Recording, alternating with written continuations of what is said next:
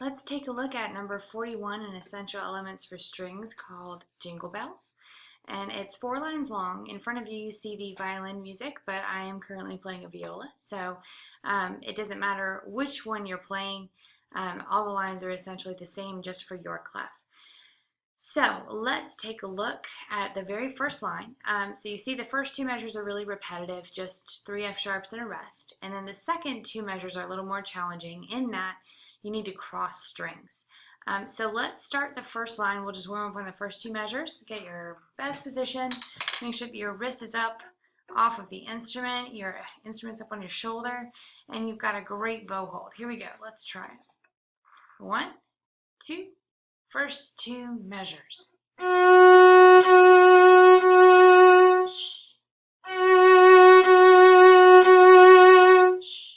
So you can hear me doing that little shh during my rest, and that's just to remind myself that I need to have my bow stopped and not making any noise. During my performance, I won't do that, but for practice purposes, right now I will. So now let's look at the next 2 measures on the first line. So we're going to start on the D string, cross over to the A string, then cross back to the D and stay there for the rest of the line. It's really important to make sure that you let go of that F sharp when you go to play your A, so that when you cross back to the D string, that your D will ring and not be stopped by any fingers. So let's try the last 2 measures of the first line. Sitting up straight and tall, best position. Ready? 1 and 2 and ready, go.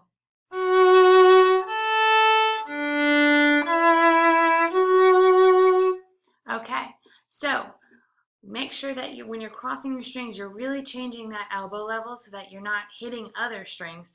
And you want to make sure that you're not playing both A and D at the same time when you're supposed to cross back. Okay, so now that we've done that, let's try playing the whole line all the way through. Here we go. 1, 2, ready, go.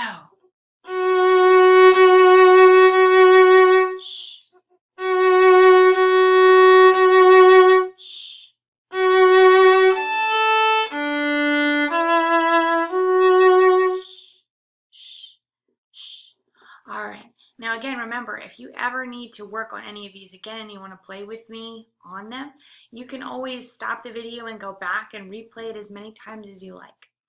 Now let's take a look at the second line. So I use this illustration with my kids all the time. When you're coloring on a piece of paper and you draw really hard with a marker, if you flip over the page, sometimes you'll see it kind of bleed through to the other side. If you look at the first 2 measures, that's kind of what happens with these G's and F's. So we have 4 G's in the first measure, but then 1 extra G in the next measure. And then we have 3 F sharps, but 1 extra F sharp in the next measure. Okay, so that first 2 sets of the first 2 measures are not as tricky as you would think, but you just need to make sure that you're playing all of the G's and F sharps that are there and not any extra ones. So keep your eyes right on each note as you play. Let's play the first 2 measures of the second line. Again, using my best position and my best posture, sitting up straight and tall, nice round hands. 1 and 2, first 2 measures, second line.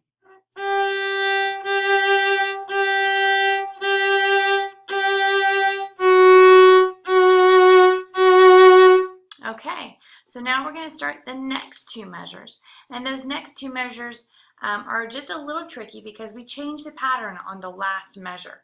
We went from just playing quarter notes with no rests, and now all of a sudden, not only do we have 2 rests, but we also have to change strings during the first rest.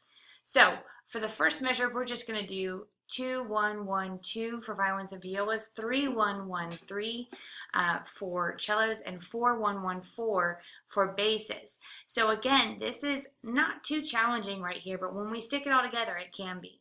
So let's just do the third measure by itself. Sitting up straight and tall, get your best position. F sharp, ready, here we go. F sharp, E, F sharp. Okay, not too bad, just lift up and then put down. Now let's do the next measure. So we're going to go down bow on the E. Shh. During that rest, I'm going to cross strings and then up bow on the A. Shh.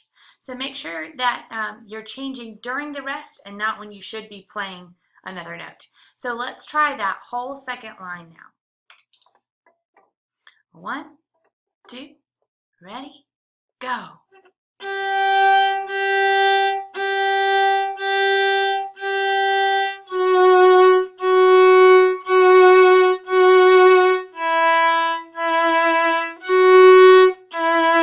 Cross, stop.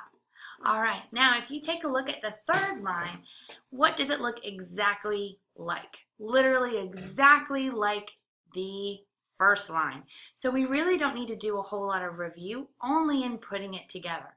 So now let's jump down to the fourth line. And if you notice, the first two measures look very, very similar, almost exactly, actually they are exactly the same as the second line's first two measures. So we really don't need to review that, again, just in being able to put it together. But we don't need to learn those notes right now. So now what we're going to do is we're going to start the last two measures of the fourth line, which are the last two measures of our piece. So we start on the A string, skip over to the D, skip over F sharp. So we're going from G, skip F sharp, down to E, and then open D. So let's just try those first, last two measures of the fourth line. Haven't had my coffee yet today. All right, sitting up straight and tall, last two measures. A, G, E, D. Here we go, ready? 1, 2, nice and slow. A, cross, G, E, D. All right, so now let's stick it together with the first two measures. Now, here's one tricky thing. If you notice, there's a little bracket in between the second measure and the third measure on the fourth line. That bracket means they want you to hold down that F sharp, and that way when you go over to play the A string, your F sharp stays down on the D string. All right, so let's try the whole line, and we'll try to keep those fingers down as we cross over to the A and then back to the D. We're gonna make a little tunnel there. Here we go, whole fourth line. 1, 2, ready, and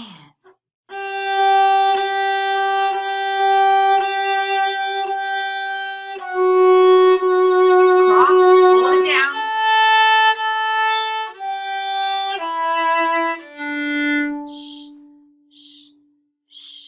All right, and again, just in case you miss anything or I'm going too fast, you can always stop the video, go back to where you need to, and review it as many times as you'd like.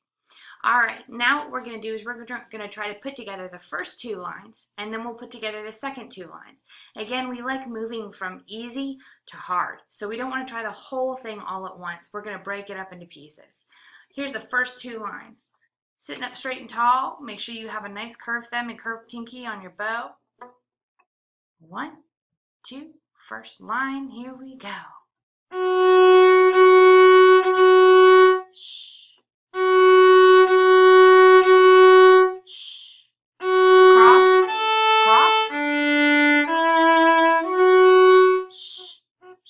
Freeze your bow.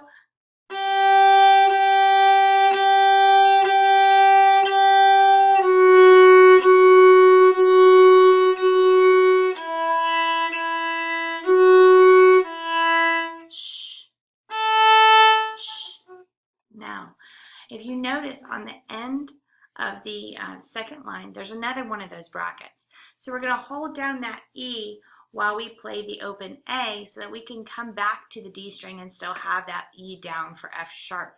Now E helps hold down the string for F sharp. We want to keep that there. All right, so now let's start on the last two lines, and we'll sit up straight and tall using our best posture and positioning. Make sure that we're watching each note.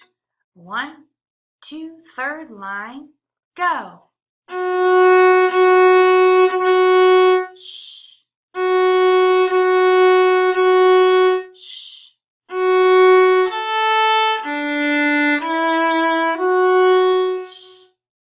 Now up bow.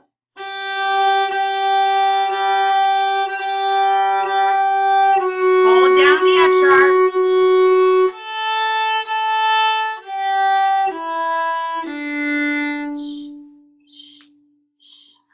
right, so now what we're going to do is we're going to try putting all those lines together. We tried them each separately, and now we're going to split them into pairs and then finally put it all together. Here we go. Let's do the whole thing. Sitting up straight and tall in the front half of your chair with your feet flat. Want to make sure that we have our best bow hold and our best positioning. Make sure that your wrist is off the instrument. You don't want to squish your mouse. Here we go. 1, 2, ready, and shh.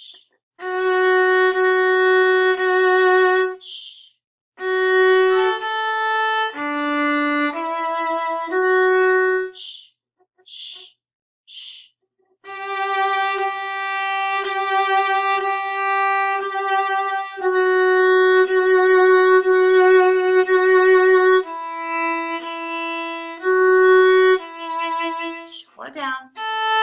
Back to D.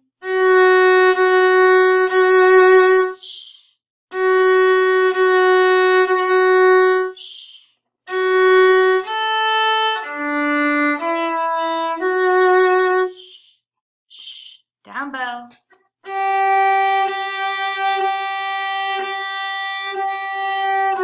Hold it down now.